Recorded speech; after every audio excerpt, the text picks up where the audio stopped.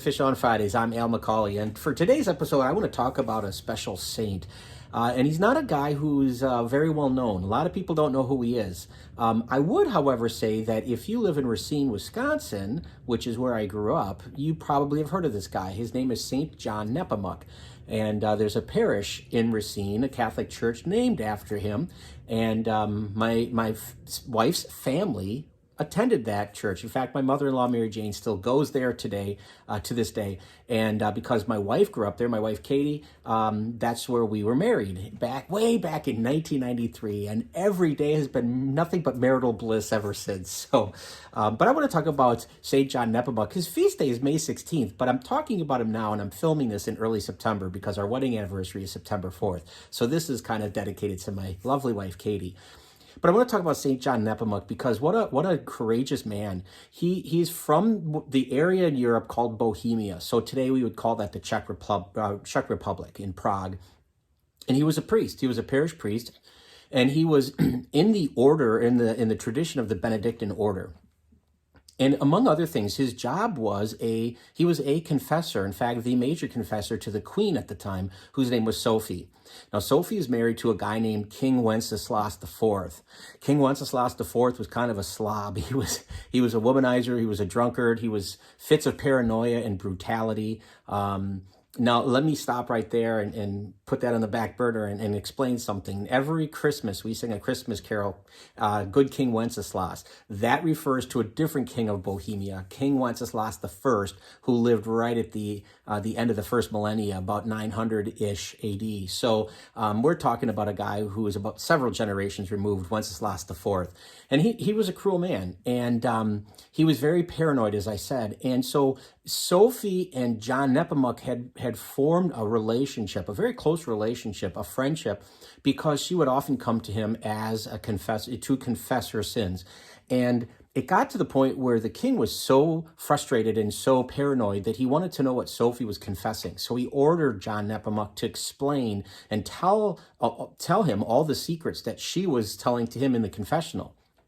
Because he's a priest, the seal of the confessional in the sacrament of reconciliation is so important and so vital that it must never be broken. And so John knew this. And so he refused to tell King Wenceslas exactly what his conversations with his wife was about. And boy, he was angry beyond belief. Into a fit of rage, he had him tortured. He had him tortured on the rack. He had his clothes ignited on fire to try to burn him. He stopped and took a different tack because that was going nowhere. John refused to break the seal of the confessional. And so he tried to tempt him with treasures, give him all kinds of valuables, gold and gems, if he would just reveal what Sophie was talking about. And he refused to do it. He wouldn't do it. And so in a fit of rage, he ordered that he be to be killed. And so his guards took him and they put a chain around him and they led him through the streets where he was humiliated. People would throw things at him, and he was made to be just absolutely look like a fool. They stuck a block of wood in his mouth so he couldn't speak, and they eventually took him to a bridge and they threw him over into the water, into the river, which is where he is going to die. And so he is a martyr of the faith. It's said that when he did die, that 7 stars came out of the water and appeared and brightened the night sky, and that people could see it from miles around, which is interesting because oftentimes in images of St. John Nepomuk, you'll see him with stars around his head. Sometimes it looks like 5, but there are 7 if you count them in a circle. But 7 stars usually are around him to let us know that his final resting place wasn't the bottom of the Vltava River. It was really in heaven with our Lord for the sacrifice that he made, for the martyrdom that he suffered.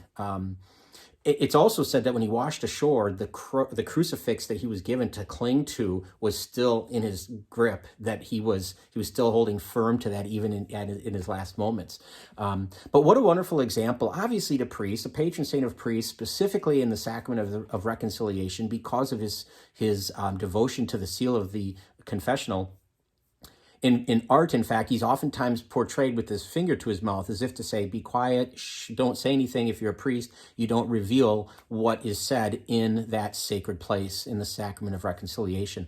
But, just for lay people, for everyday Catholic Christians walking around trying to live their lives, I think he gives us a lesson of loyalty. I think John tells us that we need to be true to our faith no matter what. We're going to be tempted, as the king tried to tempt him with treasures and gold. We're going to be tempted to do things and say things and believe things, to feel things that are contrary to our faith, to not give into that, to stay true to that. And in times of oppression, when we feel like we are hopefully not suffering to the extent that he did, clearly, but when we feel like we're marginalized because of our faith, to not give up that faith, to stay strong to it and realize that it is true. And our reward might not be in this life, but it will be in the next with our Lord. So that's St. John Nepomuk, a great person to imitate from the latter part of the 14th century. He's going to die when he's about 48 years old. So he lived a long life, but died young, unfortunately. So anyway, thanks for watching. I hope this has been helpful. If you know or love anybody named John, maybe after John Nepomuk, or if you know somebody who is of Bohemian descent, from the Czech Republic or Czechoslovakian in their heritage, maybe you want to share this with them. He's one of the top saints in that tradition, in that ethnicity. So thanks for watching. Would love it if you'd subscribe to our YouTube channel. Would love it if you would follow us on Facebook, and keep watching every Friday for more Fish on Fridays. Until next time, be good to each other, and God bless.